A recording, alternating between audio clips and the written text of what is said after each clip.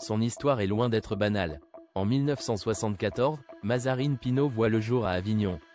Elle est le fruit d'un amour adultère entre le président François Mitterrand et Anne Pinjot.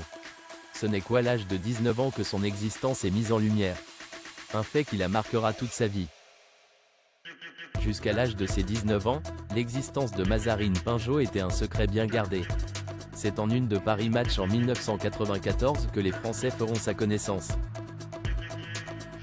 Mazarine Pinjot est le fruit d'une relation adultérine de l'ancien président de la République avec Anne Pinjot, historienne de l'art. Durant de longues années, François Mitterrand a donc caché cette paternité qui était pourtant à plusieurs reprises sur le point d'être dévoilée, une révélation qu'il finira par valider avec l'hebdomadaire pour mettre fin à des années de secret. Depuis, Mazarine Pinjot a conté son histoire. Elle s'est d'ailleurs récemment entretenue avec la journaliste Maïtena Birabin du média Mesdames. L'occasion pour elle de faire la promotion de son livre 11 quai Branly, publié chez Flammarion en octobre dernier.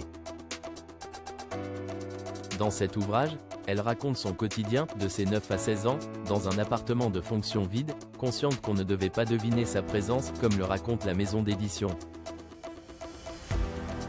Presque toute sa vie et jusqu'à présent, Mazarine Pinjot ne s'est pas appelée Mitterrand même si tout le monde a fini par savoir qu'elle était la fille du célèbre président de la République, avec lequel elle avait un rituel. Elle s'en est expliquée. Mitterrand, un nom toujours difficile à porter pour Mazarine. Son livre 11, quai Branly, elle le signe Mazarine M. Pinjot.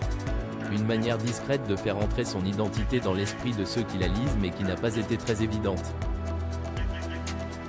Elle-même ne sait pas vraiment expliquer cette complication. Je n'ai pas vraiment de réponse à cette question, je garde Pinjot parce que c'est le nom avec lequel j'ai grandi, et c'était mon nom de plume dès le départ. Je n'ai pas envie de changer ça. Plutôt que d'intégrer Mitterrand à son nom aussi brutalement, Mazarine a fait les choses en douceur. J'ai fait intervenir de manière très discrète ce M qui n'est pas si discret que ça, qui fait signe vers cette paternité, et en même temps à la moitié de mon histoire qui a été d'être sans. Comme c'est un nom que je devais cacher, c'est toujours bizarre pour moi de l'écrire. Il y a toujours un moment d'angoisse pour moi. C'est à Paris Match justement qu'elle a choisi de se confier en octobre dernier sur cet aspect de sa vie, révélant au passage son plus grand regret concernant son père. Mon père est mort et j'aurais aimé qu'il rencontre mes enfants. S'il avait vécu comme Edgar Morin, jusqu'à au moins 103 ans, il les aurait connus. On n'imagine pas que ses parents vont mourir, aussi âgés soient-ils. Elle revenait également sur la brutalité de la révélation de son existence.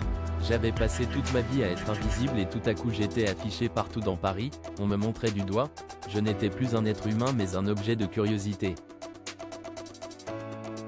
Je suis passé d'un statut à un autre sans transition, radicalement opposé. J'avais l'impression d'être piégé et trompé, de trahir mon pacte de l'invisibilité. Ça a été très compliqué, un statut qu'elle a appris à apprivoiser avec le temps.